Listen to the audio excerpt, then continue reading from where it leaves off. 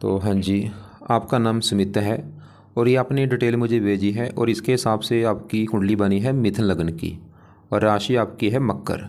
और ये आपकी कुंडली यहाँ पे मैंने बना रखी है। आपने जो मुझे सवाल लिख के भेजे हैं, एक तो आपने बोला है आपकी शादी कब होगी, इसके अलावा आपने बोला नौकरी चेंज के बारे में पूछा, आपने सीए का एग्ज़ाम क्लियर होगा या नहीं, और भी आपके जो सवाल हैं बाल जड़ रहे हैं ऐसे आपने लिख रखा है। तो बाकी अपनी तरफ से मैं आपको पूरा विस्तार में समझाऊंगा कौन से ग्रह अच्छे हैं बुरे हैं, क्या आपने उपाय करने हैं। सबसे पहले तो आप ये समझो कि ये जो कुंडली होती है इसमें होते हैं 12 घर। 12 घर मैं लिख देता हूँ, आप एक बार समझ लो। ये है आपकी कुंडली में पहला घर है, ये है दूसरा घर, ये तीसरा घर, चौथा, पाँचवा, छठा घर है, ये सातवां, आठवां, नौवां, 10वां, 11वां और ये 12वां घर। अब ये जो 12 घर हैं, इन घरों से आपके जीवन के बारे में कुछ ना कुछ हम पता करेंगे। जैसे कि इस पहले घर से हम पता करेंगे आपका जो शरीर है वो कैसा होगा, हेल्थ कैसी, स्वभाव कैसा, रंग रूप कैसा, सर मस्तक कैसा। दूसरे घर से आपका धन देखेंगे, धन जोड़ना खासकर। तीसरा घर छोटे भाई बहनों का है। चौथा घर आपकी है माता, मकान, वाहन। पाँचवा घर बच्चों का है। छठा घर है शत्रु, रोग, कर्जे का। ये सातवां घर आपकी पत्नी का है। आठवें घर से उम्र देखेंगे। नौवें घर से भाग्य देखा जाएगा। 10वां घर काम काज का है। 11वां घर आमदनी, लाभ और 12वें घर से आपके खर्चे देखे जाएंगे। तो आपने यहाँ पे देखो जी, मेरी दो बातें नोट करनी है। पहली बात, जो मैंने 12 घर यहाँ पे लिखे हैं इनको याद कर लो, और दूसरी बात, इन 12 घरों से जो कुछ देखा जाएगा वो याद कर लो। अब आप ये देखो कि आपने कुंडली में क्या देखना है, वो घर देख लो। जैसे मान लो आपने अपने बच्चों के बारे में जाना है, तो 5वां घर कुंडली में बच्चों का होता है। तो 5वें घर से आपके बच्चे देखे जाएंगे और 5वें घर में नंबर लिखा है 7। 7 है तुला राशि, इसका मालक बना शुक्र। तो आपके बच्चों के लिए हमें इस शुक्र ग्रह को देखना पड़ेगा। ऐसे ही अगर हमने आपके छोटे भाई बहनों के बारे में जाना है, तीसरा ग्रह है छोटे भाई बहनों का, और तीसरे घर में नंबर लिखा है 5, ये है सिंह राशि, इसका मालक है सूर्य। तो सूर्य से देख के आपके छोटे भाई बहन जाने जाएंगे। मतलब जो भी कुछ देखना है वो घर देखना है और घर का मालक देखा जाता है। अब देखो जी, सवाल कि आपकी कुंडली है कैसी। आपके ग्रह अच्छे भी हैं, कुछ ग्रह आपके मुझे खराब भी लगे हैं, और आपकी कुंडली में एक दो दोष भी बना है। जैसे यहाँ पे केतु है, यहाँ पे राहु बना बैठा है, ये इधर वाला हिस्सा देखो खाली है, ये काल सर्पदोष भी बना हुआ है आपकी कुंडली में केतु राहु की वजह से। और अब देखो जी, मैंने जैसे बोला आपके ग्रह अच्छे भी हैं, ग्रह खराब भी हैं। अब जो आपके ग्रह अच्छे हैं वो क्या करेंगे, आपको जीवन पर अच्छा फल देंगे, क्योंकि वो अच्छे ग्रह हैं तो अच्छे फल देंगे। जो ग्रह खराब है आपके, वो आपको हमेशा खराब फल देंगे। लेकिन इन ग्रहों का जो असर होता है ये ज़्यादा कब मिलता है, जब इनकी दशा आपके ऊपर आएगी। जैसे मान लो आपका जो एक ग्रह खराब है, अब वो आपको खराब फल हमेशा देगा, लेकिन वो खराब फल आपको ज़्यादा कब देगा, जब उसकी दशा आपके ऊपर चलेगी। तो दशा देखनी बहुत ज़रूरी है। सवाल कि अभी आपके ऊपर दशा किसकी है, तो जो दशा होती है वो दो प्रकार की होती है। एक होती है महादशा, एक होती है अंतरदशा। जो महादशा होती है काफ़ी बड़ी होती है, और ये आपके ऊपर चली हुई है गुरु ग्रह की। कब चली थी, ये 2018 में आपके ऊपर चली है, ख़त्म होगी जाके 2034 में। अभी भी देखो 10 साल की बड़ी है। तो इसका मतलब ये है कि इन 9 ग्रहों में से आपके ऊपर जिस ग्रह का अभी सबसे ज़्यादा असर है आपके ऊपर, वो है ये गुरु ग्रह, क्योंकि गुरु की चल रही भाई आपके ऊपर बड़ी महादशा, और इसका असर आपके ऊपर समझ लो 80% है। मतलब अभी आपकी 100 में से जो 80% लाइफ में जो चीज़ें हो रही वो कारण गुरु है। और कुछ असर होता है 20% जिसकी होती है अंतरदशा, वो चल रही है बुध की। ये जनवरी 23 में आपके ऊपर चली है, पिछला 2 साल हो चुके हैं, और ये 5वें महीना 25 में ख़त्म होगी। तो हमने भी क्या देखा कि इन ग्रहों में से सबसे बड़ा असर गुरु ग्रह का है, और बाकी थोड़ा सा असर आपके ऊपर बुध का भी है, और एक आपके ऊपर तीसरा भी असर है, वो है शनि की 7.5 का। 2.5 और 2.5 ये वैसे ख़त्म हो चुकी है आपकी। अभी ये पिछले 7.5 साल से चल रही थी, कब ख़त्म हुई है, अभी देखो 29 मार्च में अभी जो शनि का गोचर चेंज हुआ है उसमें आपकी ये ख़त्म हो चुकी है। मतलब पिछले वही 4-5 दिन हो चुके हैं, आपकी 7.5 4-5 दिन पहले ख़त्म हो चुकी है, जो कि पिछले 7.5 साल से चली आ रही थी। लेकिन अब सवाल ये है कि जो गुरु की आपकी बड़ी दशा चली है पिछले ये भी कई साल हो चुके हैं, ये आपका गुरु अच्छा जब बुरा है, गुरु आपका देखो जी बड़े लेवल पे अच्छा है, 90% तक आपको अच्छे फल ही देगा। ये थोड़े बहुत बुरे फल देगा, लेकिन तकरीबन अच्छे फल देगा। लेकिन ये बुध की जो छोटी सी दशा चली आपकी पिछले 2 साल से, ये थोड़ा सा दिक्कत आपको देगा। तो पहले मैं आपके यहाँ पे गुरु की बात करूँगा। गुरु क्यों अच्छा मैंने बोल दिया है और क्या अच्छे फल देगा, इसको हम पहले विस्तार में जानते हैं। गुरु देखो जी, आपका यहाँ पे बैठा है पहले घर में। पहले समझिए पहला घर किसका, जहाँ ये गुरु बैठा है। पहले घर से मैंने आपको जैसे भी बोला था कि 12 घरों से कुछ ना कुछ देखा जाएगा। जैसे 7वां घर पत्नी का है, 5वां घर बच्चों का, चौथा घर माता का, तीसरा घर छोटे भाई बहन। ऐसे में जो पहला घर है, ये पहला घर आपका घर है। मतलब आप जो हैं, आप कैसे होंगे, आपका शरीर कैसा होगा, आपका रंग रूप कैसा, सर मस्तक कैसा, पहले घर से। आपका क्या नाम है, सुमित। मतलब सुमित का शरीर, सेहत, स्वभाव पहले घर को देख के डिसाइड होगा। और आपको अभी एक फार्मूला मैंने बोला था, घर का मालक देखना होता है। तो पहले घर में नंबर लिखा है 3, 3 है मिथुन राशि, इसका मालक है बुध। तो हमें इस बुध को देख के पता चलेगा आपका शरीर, सेहत, स्वभाव, रंग रूप। और बुध के अलावा पहले घर में क्योंकि गुरु बैठा है, गुरु को भी देखना पड़ेगा। अब गुरु की पहले बात करेंगे, बुध की बात मत करते हैं। तो गुरु देखो जी, आपका बैठा है पहले घर में आपके शरीर के ऊपर, और यहाँ पे बुध घर बैठा है। मतलब गुरु सवाल की क्यों अच्छा है, तो ये देखो जी पहला घर जो है ये अच्छे घर, इसको अच्छा घर माना गया है। ऊपर से यहाँ पे बुध घर बैठा है, बुध को अपना ये दोस्त मानता है, इसकी वजह से अच्छा है। अब गुरु बैठे यहाँ पे दोस्त के घर में है, लेकिन गुरु की इस कुंडली में अपने 2 घर हैं। एक तो गुरु का घर है ये 7वां घर, और 7वां घर है आपकी पत्नी का घर। अगर देखो जी आपका सवाल पत्नी को भी लेके आपने लिखा है शादी कब होगी। अगर आपका सवाल है पत्नी को लेके, पत्नी कैसी होगी, पत्नी का सुख है या नहीं, तो पत्नी का घर है ये 7वां घर। किसी भी कुंडली में, खाली आपकी कुंडली में नहीं, कोई भी जो लड़का है उसकी कुंडली में 7वां घर उसकी पत्नी का होगा। तो पत्नी के लिए 7वां घर देखा जाता है। और यहाँ पे 7वें घर में नंबर लिखा है 9। सबका नंबर अलग अलग हो सकता है, आपके जैसे 9 लिखा है तो 9 नंबर है धनु राशि, इसका मालक है ये गुरु। तो गुरु को देख के डिसाइड होगा आपकी पत्नी के बारे में कि पत्नी कैसी होगी, उसका सुख है या नहीं। और गुरु आपकी कुंडली में इस 10वें घर का भी मालक है, और 10वां घर है आपके काम काज का घर, जो आप नौकरी कारोबार करेंगे 10वां घर देखना पड़ेगा। 10वां घर पिता का भी होता है, सरकार, मान, प्रतिष्ठा, ऐसी चीज़ें हम 10वें घर से देखते हैं। और फार्मूला है घर का मालक देखो, 10वें घर में क्या लिखा है 12, 12 है मीन राशि, इसका भी मालक कौन बना, गुरु। तो हमने क्या देखा कि गुरु आपकी कुंडली के 2 घरों का मालक, और वो 2 घर कौन से, एक तो गुरु का घर है ये 7वां, जो कि पत्नी का घर है, पत्नी देखनी है। 7वें घर के मालक गुरु को देखना पड़ेगा, और गुरु 10वें घर का मालक है काम काज घर का। क्योंकि गुरु बैठा पहले घर में अच्छे घर में, और गुरु की दृष्टियाँ भी हैं, ये अपनी 7वीं दृष्टि से पत्नी घर को देख रहा है। मतलब गुरु ही दिखा रहा है कि आपको भाई पत्नी का सुख मिलेगा बहुत अच्छा, और बल्कि पत्नी आने के बाद आपकी किस्मत चमकेगी, आपका भाग्य साथ देना शुरू हो जाएगा, पत्नी से अच्छी बनेगी, गुरु ही दिखा रहा है। तो गुरु आपकी पत्नी के लिए बहुत अच्छा है। और गुरु आपके 10वें घर का भी मालक है काम काज, काम काज सर के ऊपर, गुरु ही दिखा रहा है आपको काम काज का सुख अच्छा मिलेगा, पिता का सुख अच्छा, सरकार का सुख अच्छा, मान प्रतिष्ठा अच्छी मिलेगी। और गुरु पहले घर का अच्छा कर देगा। जैसे मैंने बोला था पहला घर आपका शरीर, हेल्थ, स्वभाव, गुरु ये दिखा रहा है आपकी शरीर, आपका हेल्थ अच्छी रखेगा, स्वभाव अच्छा, रंग रूप अच्छा, और गुरु के गुण आप में पाए जाएंगे। आप चाहे नोट कर लेना, जब से गुरु की दशा चली होगी, पिछले 7-8 महीने हो चुके हैं, आपकी धार्मिक काम में रुचि बढ़ी होगी। मतलब जब से गुरु की दशा आई है, आप नोट करो कि पाठ पूजा आप ज़्यादा करना शुरू कर चुके होंगे, क्योंकि गुरु धर्म का कारक है। पहले घर में बैठ कर आपको ये धार्मिक बनाएगा, परोपकारी बनाएगा, दानी बनाएगा, विद्वान बनाएगा, पाठ पूजा करने वाला बनाएगा, अच्छी बुरी बात की पहचान रखने वाला बनाएगा, हेल्थ अच्छी, स्वभाव अच्छा, रंग रूप अच्छा, पर्सनैलिटी अच्छी। 3 दृष्टियाँ भी हैं। 5वीं आप पढ़ेगी, 5वें घर के ऊपर संतान, घर के ऊपर संतान के लिए अच्छा है, पढ़ा लिखा बुद्धिमान। 7वीं अपने घर के ऊपर पत्नी, घर के पत्नी के लिए अच्छा है। 9वीं यहाँ पे भाग्य घर के ऊपर भाग्य के लिए अच्छा है, धार्मिक। तो गुरु की जो चल रही है दशा 90% आपको अच्छे फल देगा, थोड़ा सा बुरे फल देगा। अभी आपको बताऊंगा क्या बुरा फल है।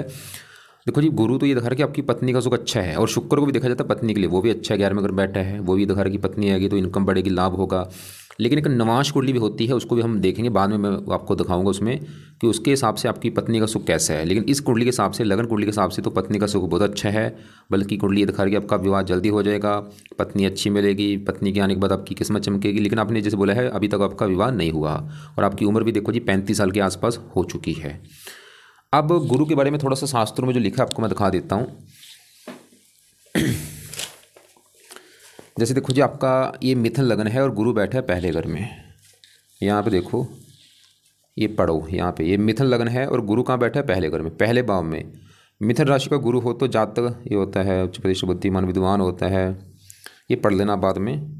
और ये रहने देना गुरु यदि ये, क्योंकि आपके ऊपर चीज़ लागू नहीं होगी, क्योंकि इसके साथ अगर और गिरा होता फिर दिक्कत आती। अब यहाँ पे पढ़ो, दांत व केस, मतलब वाल जल्दी गिरेंगे। आपने जैसे लिख भी रखा था कि मेरे वाल जड़ रहे हैं, भाई कारण गुरु है। क्यों आपको मैं दिखा रहा हूँ, ताकि आपको क्लियर हो जाए कि आपके जो वाल जड़ रहे हैं कारण गुरु का पहले घर में बैठना है। तो ये आपका बुरा फल है, थोड़ा सा मतलब हल्का सा, जैसे हेल्थ हल्की सी ख़राब कर देगा, ज़्यादा नहीं वैसे, मतलब फिर भी भाई आप चेक नोट कर लें, जब से गुरु की दशा आई होगी काफ़ी लाइफ में चेंज आया होगा।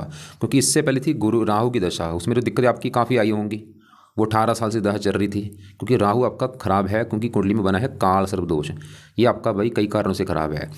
काल सर्पदोष बना है, शनि के साथ बैठ के श्रापित दोष बना है, चंद्रमा के साथ बैठा है यहाँ पे ग्रहण दोष बना है। तो अभी जो गुरु की दशा ये तो फिर भी आपके फेवर में है, अच्छा है। मतलब ये जो दशा चल रही है आपको हज़ारों अच्छे फल देंगे, इसमें आपको काम का सुख मिलेगा, पत्नी का सुख मिलेगा, मान प्रतिष्ठा, हज़ारों अच्छे फल। बस थोड़ा जैसे मैं बोला आपका जो वाल जड़ रहे हैं, मतलब अभी आपको मैं कुछ उपाय बताने वाला हूँ, वो उपाय करने से क्या होगा, इसके अच्छे फल जो हैं वो कई गुना और बढ़ेंगे और जो बुरे फल हैं वो कम हो जाएंगे। इसके जो उपाय हैं वो आपने क्या करने हैं। पहला जो उपाय है, आप गुरु का मंत्र जाप किया करो। इसका मंत्र आप माला से कर लो, चाहे 1 माला कर लो, 2 कर लो, चाहे 3 माला कर लो, आपकी मर्जी है। मतलब ज़्यादा भी नहीं, बस 1-2 माला कर लिया करो। मंत्र है ओम ब्रह्म बृहस्पते नमः, ओम ब्रह्म बृहस्पते नमः। करना है सुबह का टाइम, रोजाना करना है। दूसरा है, गुरु का नाम है बृहस्पति होता है, तो आप बृहस्पति का पाठ है बृहस्पति कवच। ये पाठ मैंने क्यों बोला, ताकि जो आपके बाल जड़ रहे हैं वो ना जड़ें, हेल्थ अच्छी रहेगी, कई फायदे और भी होंगे। तीसरा है बृहस्पति स्रोत का पाठ। तो यहाँ पे ये जो 2 पाठ है, दोनों पाठ 2-2 मिनट के पाठ है, रोजाना पढ़ा करो इनको, यानी कि ऑडियो लगा के सुनना है सुबह का टाइम, और मंत्र भी अपनी सुबह का टाइम, मतलब तीनों चीज़ें आपने सुबह करनी है भाई। और ये दोनों पाठ जैसे मैंने बोला 2-2 मिनट के बाद, इनकी आपकी मर्जी हो तो इनको आप 2-2 3-3 बार भी पढ़ सकते हैं। मतलब अपने सुबह बैठे हैं, एक बार पढ़ लिया है, दोबारा इनको फिर पढ़ लो, फिर पढ़ लो, ऐसे 2-3 बार इनको पढ़ लिया करो, या 2-3 बार इनको सुन लिया करो। चौथा उपाय अगर आप कर सकते हैं वो है, आप गुरु क्या है, इसका दिन होता है गुरुवार, जिसे हम बृहस्पतिवार कहते हैं। तो आप हर बृहस्पतिवार के दिन इस गुरु देवता का व्रत रखा करो, व्रत की जो कथा है वो सुना करो, आरती किया करो। गुरु गुरु मतलब बृहस्पति की आरती कर लो, बृहस्पतिवार की जो व्रत कथा है वो सुननी है, बृहस्पतिवार को व्रत रख लो। अब व्रत में क्या करना है, मान लो जिस दिन बृहस्पतिवार आप सुबह उठे हैं, नहा धो के प्रार्थना करो कि हे बृहस्पति देवता जी, मेरा नाम ये सुमित है, मेरी जात गोती है, आपकी चल रही मेरे ऊपर महादशा, आज आपका मैं व्रत रखूँगा ताकि आपकी कृपा दृष्टि बनी रहे। व्रत में अपने दिन में कुछ नहीं खाना, रात को ही भोजन करना है, रात के भोजन में नमक का सेवन नहीं करना, खटाई नहीं खानी। और बाकी ये फिलहाल ये उपाय कर लो। और इसके अलावा आपने मुझे बोला था पुखराज धारण कर रखा है, रत्न क्या करता है, पावर को बढ़ाता है। जैसे कि गुरु की 21 डिग्री इसकी पावर बढ़ेगी, मतलब पुखराज धारण करने से आपको कई फायदे होंगे, ये जो अच्छे फल हैं बढ़ जाएंगे, धार्मिक जारा बनेंगे, पत्नी के लिए अच्छा है, काम काज बढ़ेगा। नुकसान नहीं मैं बोलूँगा, नुकसान भी थोड़ा बहुत होगा, लेकिन फायदे भी हैं। नुकसान ये थोड़ा सा जैसे बोला कि जो वाल ज़्यादा जड़ सकते हैं पुखराज धारण करने से। आप बाकी आप एक नोट करो, आपने बोला था 1 महीने से आपने पुखराज धारण कर रखा है, नोट करना कि 1 महीने से जब से पुखराज धारण किया है अच्छा हो रहा है या बुरा हो रहा है, क्योंकि कई बार नुकसान भी बढ़ सकते हैं। प्रैक्टिकल जरूर कर लेना उसका। अब तो बाकी जो उपाय हैं ये जरूर करो, मंत्र शुरू कर दो, गुरुवार के दिन शुरू कर देना, और ये दोनों पाठ पढ़ा करो या सुना करो, व्रत कथा आरती। और इसके जो देवता हैं वो है विष्णु जी। आप हर गुरुवार के दिन अगर आपके घर के आसपास या कोई है विष्णु जी का मंदिर, वहाँ पे माथा टेकने भी आप जा सकते हैं बृहस्पतिवार के दिन। आगे बढ़ते हैं। अभी हमने देखा कि आपके ऊपर चल रही बड़ी दशा गुरु की, जो कि हमें बहुत अच्छा लगा है। छोटी दशा बुध की। लेकिन आपका देखो जी, एक सवाल पहले मैं पत्नी वाला सवाल क्लियर कर दूं। मतलब आपकी कुंडली में हमने पत्नी का सुख देखना है, तो पत्नी का घर मैंने बोला था 7वां घर है, इस घर का मालिक गुरु देखा, वो अपने घर को देख भी रहा है। गुरु ये दिखा रहा है कि पत्नी का सुख अच्छा है। और शुक्र को भी देखा जाता है पत्नी के लिए, वो भी अच्छा है, 11वें घर में बैठा है। शुक्र भी दिखा रहा है कि पत्नी आएगी तो इनकम बढ़ेगी, लाभ होगा। लेकिन आपको मैंने बोला था आपकी पत्नी के लिए मुझे निवास कुंडली भी देखनी पड़ेगी। अब आपकी एक बार मैं निवास कुंडली को देख लेता हूँ। अब यहाँ पे देखो जी, ये आपकी डिटेल है, ये आपकी कुंडली, और ये है निवास कुंडली। अब निवास कुंडली में ये विवाह के लिए होती है। यहाँ पे देखो जीवन साथी, उसका स्वास्थ्य। और निवास कुंडली में भी कौन सा घर देखा जाता है, ये 7वां घर देखा जाता है कि 7वां घर कैसा है। अब 7वें घर में आपके यहाँ पे बैठा है राहु, और ये गड़बड़ हो चुकी है। मतलब अगर आपका देखो जी विवाह नहीं हो रहा, 35 साल हो चुके हैं, या 35 साल की आपकी उम्र हो चुकी है, विवाह क्यों नहीं हो रहा, मैं गारंटी ले रहा हूँ ये कारण 7वें घर में बैठा राहु है निवास कुंडली में। क्योंकि हज़ारों कुंडलियाँ देखी हैं, जब भी 7वें घर में राहु होता है विवाह में देरी होती है, या विवाह अगर हो भी जाता है तो पति पत्नी में लड़ाई झगड़े होते हैं। मतलब ये राहु मुझे ये दिखा रहा है कि आपका विवाह देरी से भी होगा, और विवाह अगर हो भी जाता है तो पति पत्नी में आपके लड़ाई झगड़े भी होंगे भाई। कई बार डिवोर्स तक की भी नौबत आ सकती है। चलो वो मैं कन्फर्म नहीं हूँ। बाकी अगर विवाह नहीं हो रहा, कारण तो ये राहु है। बाकी पति पत्नी की दोनों की कुंडली देख के डिसाइड होगा विवाह का सुख कैसा होगा। लेकिन इस कुंडली के हिसाब से तो चलो विवाह का सुख अच्छा है। फिर भी राहु मतलब आपका जो मैं फिर बोलूँगा राहु के अब सवाल की क्या किया जाए। आप अपने पास चीज़ें लिख के रख लेना कि विवाह ना होने का कारण है नवाश कुंडली में 7वें घर में राहु का बैठना। तो राहु के आपको 2-3 उपाय बताने वाला हूँ। पहला उपाय है आप राहु कवच का पाठ पढ़ना शुरू कर दो। दूसरा है राहु स्रोत का पाठ पढ़ना है। अब ये पाठ कब पढ़ने हैं? ये पाठ पढ़ने हैं शाम के समय या रात के समय पढ़ने हैं या सुनना है। और पढ़ने के बाद प्रार्थना करने के आपके पाठ मैंने इसलिए पढ़े हैं ताकि मेरा विवाह जो नहीं हो रहा वो विवाह हो जाए और पत्नी अच्छी मिले। तीसरा उपाय है राहु की वस्तु का दान किया करो, और दान की वीडियो आपको मैं भेज दूंगा। और चौथा उपाय, इसके जो देवते हैं शिव जी हैं, आप शिव जी की पूजा उपासना करते हैं उससे भी राहु अच्छा होगा और ये जो काल सदोष बना है वो खत्म आपका होगा। और आपने लिख रखा था आप शिव जी पूजा उपासना करते हैं, ठीक है। शिव जी पूजा उपासना में क्या करना है, सवाल ये है। शिव जी पूजा उपासना में सबसे बेस्ट है कि आप शिव जी का जो मंत्र है ओम नमः शिवाय वो जाप किया करो। कब करना है? सुबह अपना पूजा स्थान में जल्दी उठ के बैठ जाओ, अपना जल्दी उठ जाओ, जितना जल्दी उठ सकते हो। तो पूजा स्थान में बैठ के कम से कम 10-20 मिनट अपना आंखें बंद करके पूरी भावना से ओम नमः शिवाय, ओम नमः शिवाय ऐसे जाप किया करो। अब देखो जी, आपको समझ आ चुकी है विवाह वाला आपका जो सवाल मैंने क्लियर कर दिया वो क्यों दिक्कत आ रही है। वो नवाश कुंडली में राहु की वजह से दिक्कत आ रही है। अब इस कुंडली के हिसाब से आपकी अभी बुध की बात करेंगे। बुध आपका जो पिछले 2 साल से चल रही है दशा कि ये कैसा है, ये आपका मुझे थोड़ा सा ख़राब लगा है क्योंकि बुध आपका यहाँ पे बैठा है 12वें घर में। 12वां घर जो है ये खराब घर होता है। इस घर से खर्चा, हानि, दान दंड, हॉस्पिटल, पागलखाना, विदेश यात्रा, जेल यात्रा। ऐसा नहीं कि बुध बिल्कुल ख़राब है, कई एक कंडीशन में अच्छे फल देगा आपको ये। वो अगर आप इसकी शर्त पूरी कर देते हैं तो अच्छे फल वो देगा। वो है 12वां घर है विदेश का। बुध ही दिखा रहा है कि अगर आप भाई विदेश में जाते हैं, विदेश का मतलब होता है जन्मभूमि से दूर जाना। जो आपकी जन्मभूमि है उससे दूर जाओगे जितना आपको फ़ायदा होगा। जैसे आपने ये लिख रखा है दिल्ली लिख रखा है, दिल्ली से दूर जाते हो जितना उतना आपको फ़ायदा होगा, बुध ही दिखा रहा है। अब बुध को थोड़ा विस्तार में जानते हैं। बुध आपकी कुंडली में इस घर का मालिक है चौथे घर का। ये जो चौथा घर है पहले समझो किसका है। चौथे घर से आपकी माता देखी जाएगी, मकान देखा जाएगा, वाहन, जमीन, जायदाद, ऐसी चीज़ें चौथे घर से देखी जाती हैं। और चौथे घर में लिखा है 6 है कन्या राशि, माल कौन बना, बुध। तो चौथे घर की चीज़ें बुध से देखें और वो बैठा है 12वें घर में, खराब घर में, खर्चे हानि घर में। मतलब चौथा घर माता खर्चा हानि, माता के ऊपर खर्चा होगा या माता की हानि कर देगा, मतलब माता को बीमार कर सकता है। मतलब पिछले 2 साल से आपकी माता संबंधी आपको कोई दिक्कत आ सकती है, आ भी रही होगी 2 साल से, या माता बीमार होना या माता से मनमुटाव होना। चौथा घर मकान का होता है, मकान के ऊपर खर्चा होना या मकान की हानि होना। चौथा घर है जमीन, जायदाद, नौकर चाकर। मतलब अभी बुध की दशा में आपको माता, मकान, जमीन, जायदाद, नौकर चाकर इन संबंधी कोई दिक्कतें परेशानियां आ रही होंगी पिछले 2 साल से। और बुध इस पहले घर का भी मालिक है जहाँ पे गुरु आके बैठे। मैंने बोला था पहला घर आपका शरीर, हेल्थ, स्वभाव है। और पहले घर में 3 लिखा है, माल कौन बना, बुध। और बुध कहाँ चला गया, 12वें घर में, खर्च हानि। मतलब बुध आपकी भी हेल्थ खराब करेगा भाई। पिछले 2 साल से बुध की वजह से भी आपको हेल्थ को लेकर दिक्कतें आ रही होंगी। बुध आपको बीमार कर देगा, कोई त्वचा संबंधी दिक्कत आपको दे सकता है।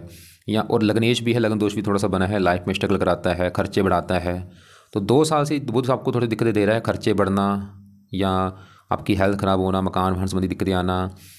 लेकिन बुध शर्त यह है कि चौथा अगर जन्मभूमि चलेगी विदेश, अगर आप जन्मभूमि से जितना दूर जाएंगे उतना आपको फ़ायदा होगा, उतनी आपकी किस्मत ज़्यादा साथ देगी। वैसे ये बुध की छोटी दशा अभी ख़त्म हो जाएगी, 1 महीना पड़ा है, तो फिर भी आपको मैं इसका एक पाठ बोल देता हूँ, वो आप कर लेना। फ़ायदा क्या होगा अगर आपको बुध के 1-2 उपाय करते हैं? फ़ायदे कई होंगे। एक तो फ़ायदा है माता की हेल्थ अच्छी रहेगी, माता बीमार नहीं होगी, मकान का सुख अच्छा मिलेगा, वाहन का सुख अच्छा, ज़मीन, जायदाद, नौकर चाकर सुख मिलेंगे, आपकी हेल्थ अच्छी होगी, आप बीमारियों से बचेंगे, लगन दोष खत्म होगा, लाइफ में स्ट्रगल नहीं करना पड़ेगा। और भी कई फ़ायदे हैं। और आपका जो सवाल भी था CA का सवाल लेके था, CA जो है वो भाई बुध का काम है। अगर आप उसमें सफलता चाहते हैं, जो आपने बोला था एग्ज़ाम क्लियर करना चाहता हूँ, बुध के पाठ पढ़ोगे वो एग्ज़ाम भी आपका क्लियर हो जाएगा। तो बुध के जो पाठ हैं वो है, आप बुध कवच का पाठ पढ़ लिया करो। 2 पाठ हैं, चाहे दोनों पढ़ लो, बुध कवच या बुध स्रोत। लेकिन यहाँ पे अगर आपको लग रहा है कि भाई इतने पाठ पूजा मैं कैसे करूँगा, देखो जी गुरु के उपाय तो ज़रूरी हैं जब तक दशा है गुरु की, ताकि वो दशा अच्छी जाए। राहु के उपाय क्यों बोलें, ताकि आपका विवाह हो जाए। और बुध की क्यों बोलें, ताकि जो दशा आपकी चली है, या वैसे भी आपका जो सवाल है, वैसे ये ना भी करोगे, अगर आपको लगता है कि भाई कोई बात नहीं काम चल जाए, ना भी करो, छोड़ दो। लेकिन एक इसका और उपाय है वो कर लो, जो कि है इसके जो देवता हैं गणेश जी हैं। आप टाइम लगे तो गणेश जी का जो मंत्र है ओम गण गणपति नमः वो कर लो। वो भी नहीं करना तो गणेश जी का मंदिर माथा टेकने जा सकते हैं, या ऐसे करो स्रोत भी छोड़ दो, चलो खाली कवच का पाठ पढ़ लिया करो। या इसको आप चाहे कुछ महीने के बाद शुरू कर सकते हैं, 2-3 महीने के बाद चाहे शुरू कर देना दोनों पाठ। अभी मैं आपको ये नहीं बोलूँगी सभी आप चीज़ें आप एक साथ शुरू कर दो, चाहे बुध कवच स्रोत के पाठ आप कुछ महीने के बाद शुरू कर देना। ऐसे जो व्रत रखना है आपको, अगर आप अगर आपको व्रत रखना आता है, व्रत भी रखना आप शुरू कर सकते हैं, लेकिन नहीं आता चाहे बाद में शुरू कर देना, 1 साल के बाद शुरू कर दो, कोई बात नहीं। अब देखो जी आगे बढ़ते हैं। आपका देखो जी एक और बात, जैसे अभी मैं एक बार दोबारा दिखा देता हूँ आपकी। देखो जी अभी जैसे दशा मैंने बोला है बड़ी दशा चल रही है बृहस्पति की, ये तो ठीक है आपका, चलो। और छोटी दशा चल रही थी बुध की, ये थोड़ा सा मैंने बोला है हाँ ये दिक्कत दे रहा है। और इसके बाद अभी केतु की दशा आपकी चलेगी 2-5-25 में स्टार्ट होगी, मई में जाके, और ये 26 तक, मतलब 1 साल की ये दशा केतु की आपकी आने वाली, छोटी दशा आएगी, छोटा असर होगा।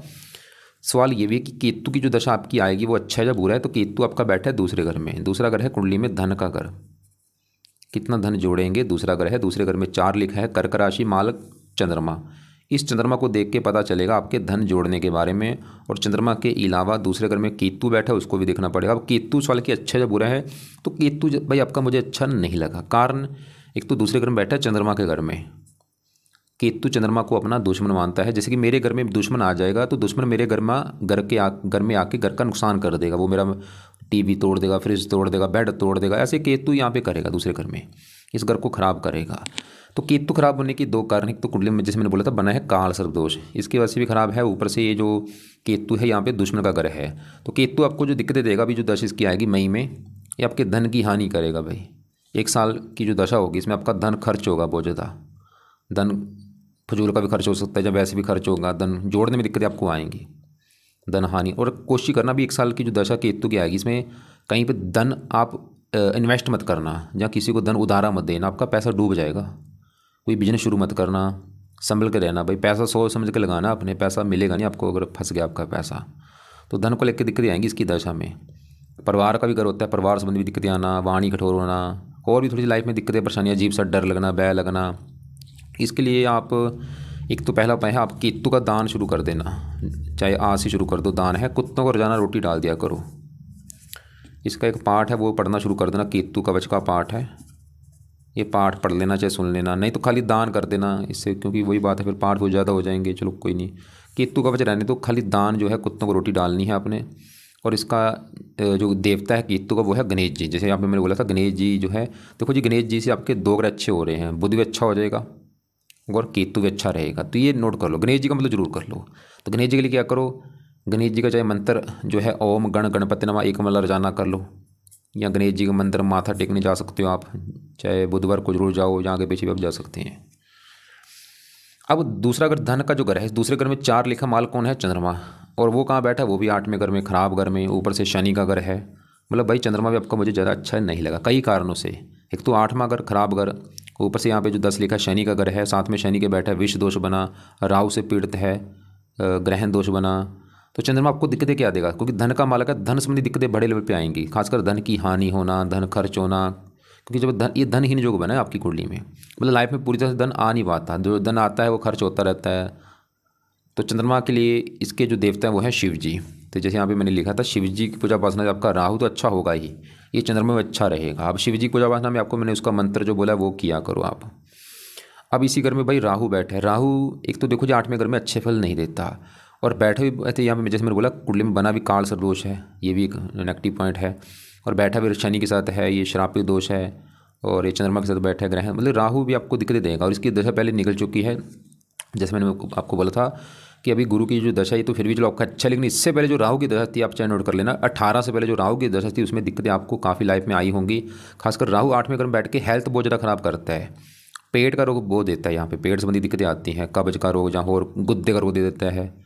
तो राहु सवाल की राहु के लिए अभी क्या किया जाए, राहु का एक तो आप, क्योंकि राहु के यहाँ पे मैंने आपको उपाय 3 लिखी दिए हैं, राहु कवच राहु स्रोत, ये क्यों लिखे थे आपकी, क्योंकि निवास कुंडली में राहु 7वें घर में बैठा पत्नी घर में, तो दोनों पाठ पढ़ोगे वहाँ पे पत्नी का सुख अच्छा रहेगा, और यहाँ पे जो राहु 8वें घर की हानि कर रहा है वो नहीं होगी, ये दोष खत्म होगा, काल सूर्य जो बना है। और राहु का दान जितना होता है वो किया करो, दान की वीडियो जरूर देख लेना भाई। और शिव जी पूजा उपासना करो, हनुमान जी से भी राहु अच्छा होता है, वो भी आप लिख रखा था, कर रहे हैं पाठ पूजा, ठीक है भाई। और यहाँ पे 8वें घर में शनि बैठा रले मिले फल देगा, 8वें घर, ये 8वां घर शनि का अपना घर है, उम्र के लिए अच्छा है, लेकिन ये 9वें घर का मालक भाग्येश भी है, भाग्य भंग भी योग बनता है, लाइफ में थोड़ा सा भाग्य संबंधी दिक्कतें आती हैं। लेकिन 9वें घर से 12वें घर से दूर जाओगे तो भाग्य साथ भी देगा आपका।